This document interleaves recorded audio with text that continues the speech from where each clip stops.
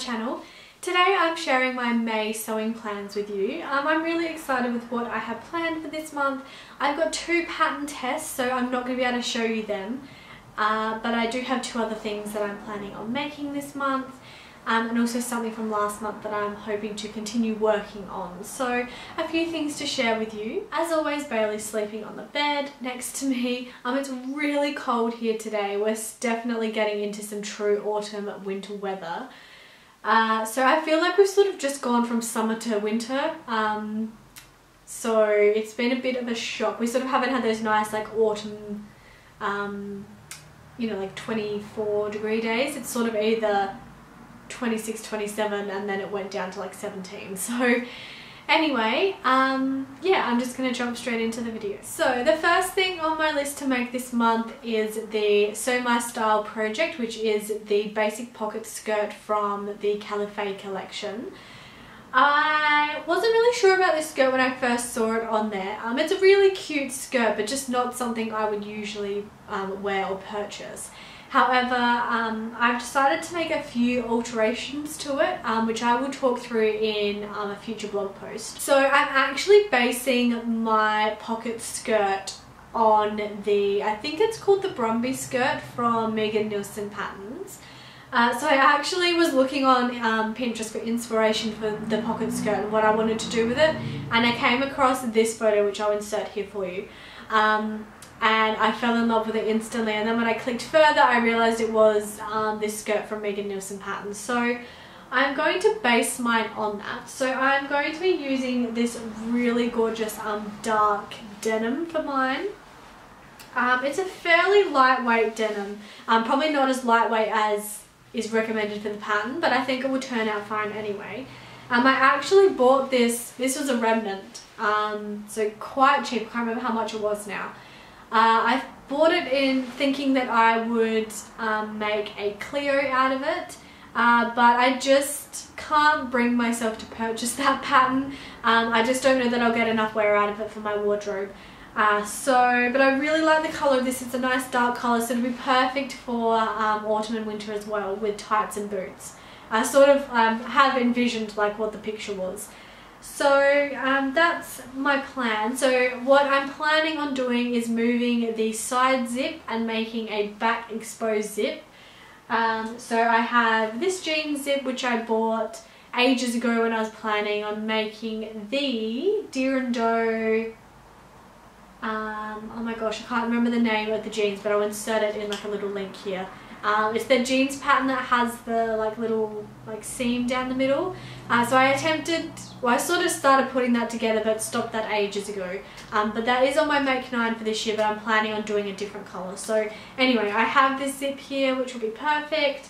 And I'll probably do some like jeany kind of top stitching. The other thing that I'll be changing is the shape of the pockets. So the one on the Megan Nielsen skirt are more like sort of that shape, whereas the ones on the basic pocket skirt are just sort of flat across. So I'm hoping it'll turn out. Obviously it's not going to be exactly the same because it's not the same pattern, but I'm going to make do with what I've got and make it something that I will definitely wear all the time. So yeah, I'm really excited to give that one a go. As always, I'll put photos of anything that I talk about, like the notions or the fabric, on the blog next to the pattern, so you can see what I'm going to be making with them. The next thing that's on my list for this month is another Minetta dress. I absolutely love, love, love my first Minetta, and I really want like an autumn winter version of it. So I have this really gorgeous scuba. It's coming out quite red on the screen actually, but it's not. It's more like a maroony burgundy kind of colour.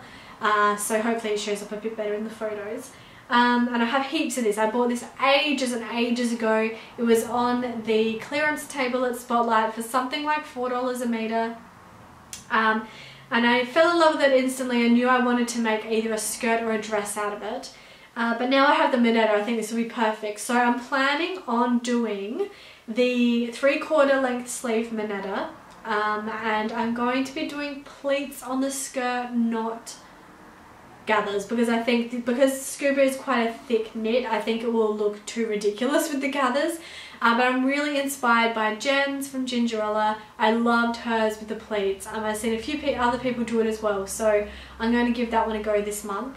So yeah, I'm really excited about that one. I think I'll get so much wear out of it. So the last two things on my to sew list this month are actually pattern tests, so I can't talk about them yet, but they are both really exciting.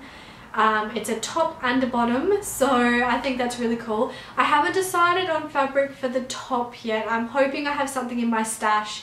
I was thinking plain white, but I think I'll try and use up my stash as opposed to going out and buying something new.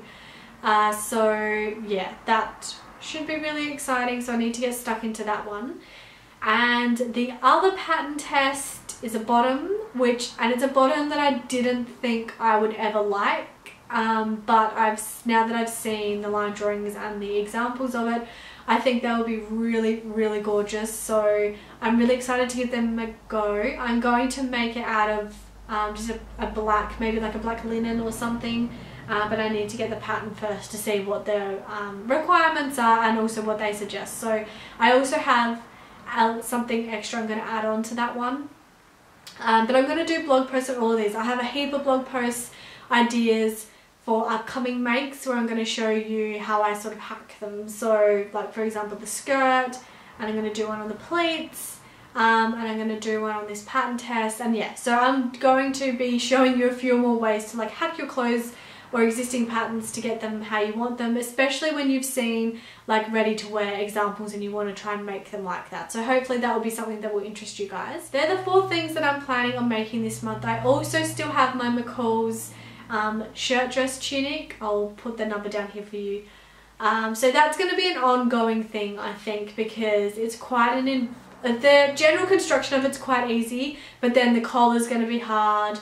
And then I have heaps of buttons to install and just the finishing off. So hopefully I get that done this month, but I'm not really too fussed if that one doesn't get finished, because I know I'm still going to be able to wear that all through winter. So we also have a market coming up at the end of this month, but we're feeling really organised for it, so I'm not too stressed about it this time. I'm not going to have to do a lot of sewing for this one, so that's really good.